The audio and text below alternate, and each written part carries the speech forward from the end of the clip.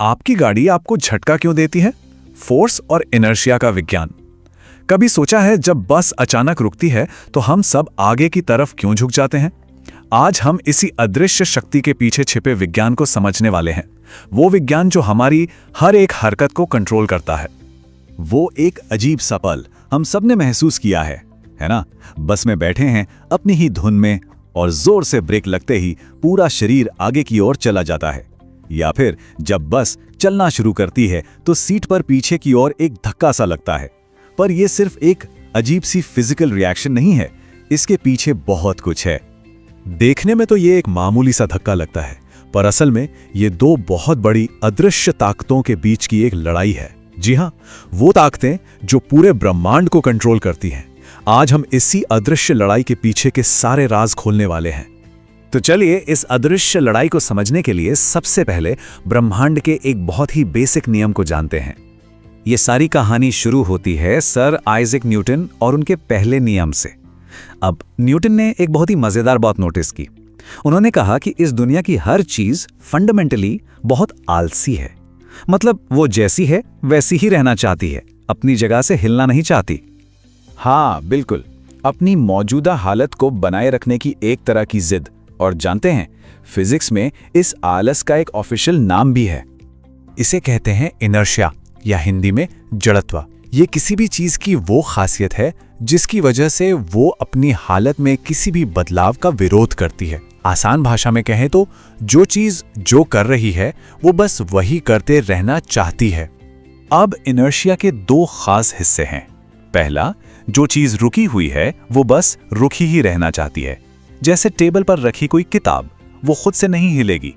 और दूसरा, जो चीज चल रही है वो चलती ही रहना चाहती है। सोचिए, स्पेस में फेंकी गई कोई गेंद, वो तब तक चलती रहेगी जब तक कोई बाहरी ताकत उसे रोके ना। तो सवाल ये उठता है कि इस आलस वाले नियम का बस में लगने वाले उस झटके से क्या लेना देना है। चलिए वापस चलते हैं उस बस वाले उदाहरण पर और देखते हैं कि इनर्शिया असल में काम कैसे करता है। तो देखिए, यहाँ इनर्शिया के दोनों रूप काम करते हैं। जब एक रुकी हुई बस अचानक से चलती है तो हमारे पैर तो बस के साथ आगे बढ़ जाते हैं, लेकिन शरीर का ऊपरी हिस्सा वो अपने आलस के कारण, जिसे हम इनर्शिया ऑफ रेस्ट कहते हैं, वहीं रुके रहने की कोशिश करता है। नतीजा, हमें पीछे की तरफ एक जोर का झटका लगता है। और इसका ठीक उल्टा होता है जब बस रुकती है। जब चलती बस अचानक रुकती है तो पैर तो बस के साथ रुक जाते हैं, पर ऊपरी शरीर वो इनर्शिया ऑफ मोशन की वजह से आगे ही बढ़ते रहना चाहता है और इसीलिए हम आगे की ओर झुक जाते हैं। और बस यही वो वजह है कि सीट बेल्ट्स इतने ज्यादा जरूरी क्यों हैं। वो अचानक ब्रेक लगने पर शरीर के इसी इनर्शिया ऑफ मोशन यानी आगे जाने की जिद के खिलाफ काम करते हैं और हमें सुरक्षित रखते हैं। तो ठीक है, अगर इनर्शिया हर चीज को उसकी जगह पे बनाए रखना चाहता है तो फिर कोई चीज हिलती कैसे है? यहीं पर हमारी कहानी के हीरो की एंट्री होती है। और इस हीरो का नाम है फोर्स यानी बल। फोर्स वो धक्का या खिंचाव है जो किसी भी चीज के आलस यानी इनर्शिया पर काबू पा सकता है और उसकी हालत को बदल सकता है। जैसे बस के इंजन का फोर्स ही है जो उसे रुके रहने की हालत से चलाता है।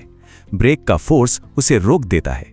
एक किक फुटबॉल पर लगाया गया फोर्स है जो उसे हवा में उछाल देता है। और जमीन का घर्षण यानी फ्रिक्शन वो फोर्स है जो उसे धीरे धीरे रोक देता है। यहां तक कि डायरेक्शन बदलने के लिए भी फोर्स की जरूरत पड़ती है। कभी महसूस किया है, जब कार तेजी से दाईं ओर मुड़ती है तो शरीर सीधा ही जाने की कोशिश करता है। ये इनर्शिया ही है और इसी वजह से हम बाईं ओर दरवाजे से जाकर टकराते हैं। फोर्स और इनर्शिया की ये दो खींचतान है ना, ये सिर्फ गाड़ियों तक ही सीमित नहीं है, ये तो हमारी रोज की जिंदगी में हर जगह हो रही है। जरा सोचिए, जब किसी कालीन को डंडे से पीटा जाता है तो डंडा कालीन को तो हिला देता है, लेकिन धूल के कण वो अपने इनर्शिया की वजह से वहीं रुके रहना चाहते हैं और बस कालीन से अलग होकर नीचे गिर जाते हैं। बिल्कुल ऐसा ही होता है जब किसी पेड़ की टहनी को जोर से हिलाया जाता है।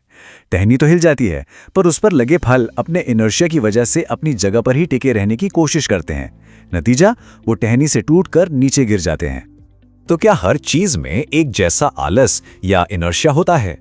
नहीं, इसका जवाब छिपा है उसके मास यानी द्रव्यमान में।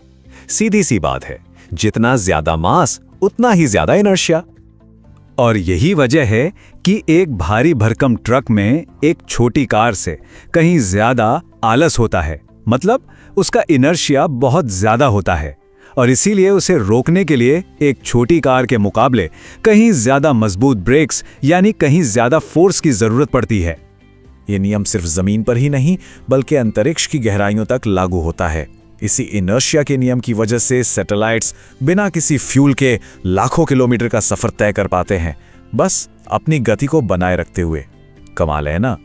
तो देखा जाए, एक मामूली बस की सवारी से लेकर ग्रहों की चाल तक हर जगह फोर्स और इनर्शिया के बीच एक लगातार खींचतान चल रही है।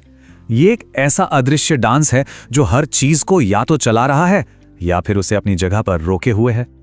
तो अब जाते जाते एक सवाल, अपनी रोजमर्रा की जिंदगी में इनर्शिया का सबसे मजेदार उदाहरण कौन सा ध्यान में आता है? जैसे बोतल से केचप निकालने की मशक्कत। सोचिएगा जरूर।